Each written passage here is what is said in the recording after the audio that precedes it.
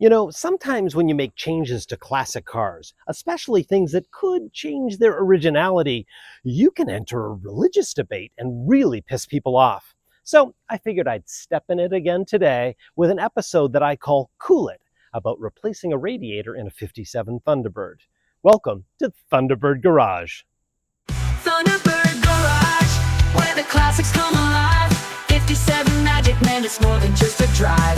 Thunderbird Garage, let the good times thrive. Ooh.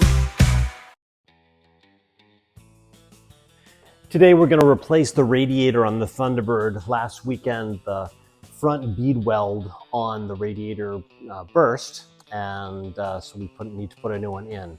I want to make a couple of changes to the car because the car already has some changes like air conditioning and like disc brakes.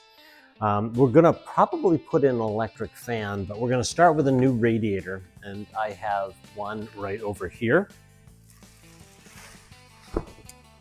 that just arrived. As you can see, it is unpainted. Not sure whether I'm going to paint it or not, but going to get that in there and see how that goes. If you're working around the Thunderbird, a lot of the bolt sizes are pretty common. And remember, these are SAE sizes, not metric. So these here are 1/2 inch. I'm just going to try to be really careful. The engine compartment and the body were painted not too long ago. And one of the things that you'll note is that with the '57 Thunderbird versus the '55 and '56, not only do you have the upper and lower radiator hoses, you also have transmission cooler lines that go into a smaller radiator at the base of the existing radiator shell. But that is specific to a '57 Thunderbird. Removing the radiator and the shroud in the '57 Thunderbird is really quite easy. It's just so different than anything that you would have in a modern car. Just everything is very accessible. Bolts are all accessible, and so yeah, as I said earlier, I don't want to scratch anything with what I'm doing. So got the fender protectors on there and working with my least sharp outfit on. Nothing that can scratch. But right now, looks like if I'm careful, we can begin to let the top of the shroud off the engine like that. So now we're going to remove the fan. I've loosened up and taken out 3 of the bolts. Get this one off here, and then carefully lift the fan out. You can see this is a 6-blade fan. The other thing that's interesting is Thunderbirds were notorious for overheating. So in addition to an advanced spacer that was put on this car, it also has a smaller water pump pulley. I guess that is it is the water pump pulley. Sorry, I was going to call it the fan belt pulley, but it's the water belt, and the fan pulley is smaller diameter so that as it goes around with this belt here and driven off the engine, it spins faster since it's a smaller diameter, so it draws more air through the radiator. All right, next we're going to remove the lower shroud area and begin to put the new radiator in.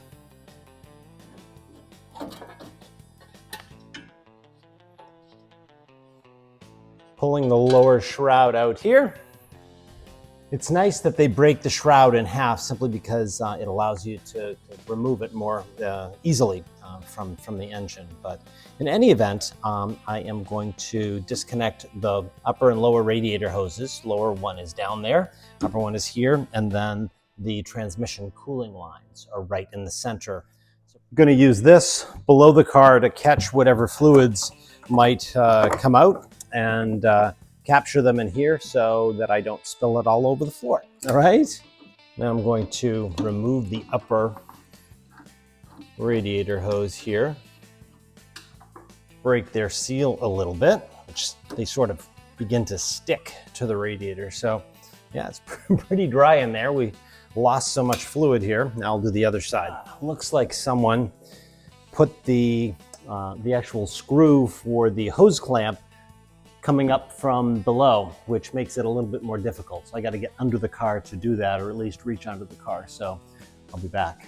The transmission lines were really difficult to get off. They've got one coupling that connects to the transmission line and then another one that connects to the radiator. And over time, when they're old, and they've got Loctite on them, they're tough to pull apart. So I used every inappropriate word I possibly could think of as I cut my finger on the radiator and took it apart. So, all right, trying to get in from this side of the radiator to do the lower radiator mount here, or the bolt that attaches to the frame. Once you can get at it, it's quite easy. But getting at it is another issue entirely. Get the socket on the other side and hopefully I'll be able to hoist the radiator right out. Okay, there we go. So I want to be very careful on how I pull this thing out so I don't scratch the paint. Remember? We said that. We did say that, Curt. Remember? Aha.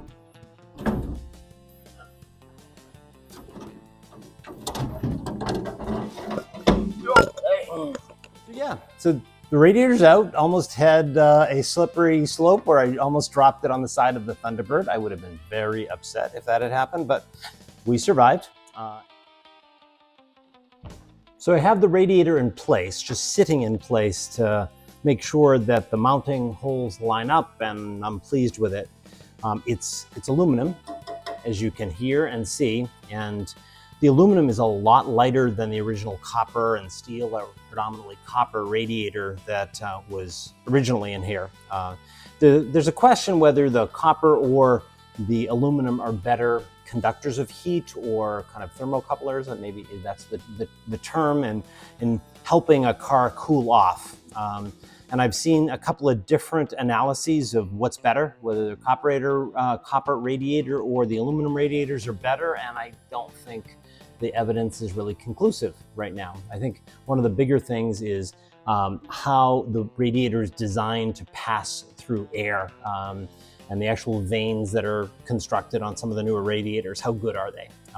That seems to be more the determinant of how well these things cool a car. Okay. I think we're good. I'm gonna do a double check on the mounting here, make sure it sits correctly, and then start bolting this puppy in and connecting some hoses, and then cleaning up this so I can connect the transmission lines. And we're pretty close to actually being able to get a car back on the road at that point to see how it works. So the radiator's in, the shroud is back on, the upper and lower coolant hoses have been put on. The original, I got a replica original coolant hose for the bottom. Not sure I love it. It was too long actually for the car, and the radiator sits exactly the way the original radiator did as well. So not quite sure about the manufacturing on that hose, but in any event, I'm using the older upper hose and see how the lower hose works. Also connected the transmission coolant lines as well. Used a Permatex high temperature sealant for the threads of that, just so we don't have any leaks. And now we'll be refilling it with a concentrate and mixing it with water and adding some additional transmission fluid because we lost a little as we disconnected those hoses. But moment of truth is upon us now. So let's see how we do and whether there's any leaks.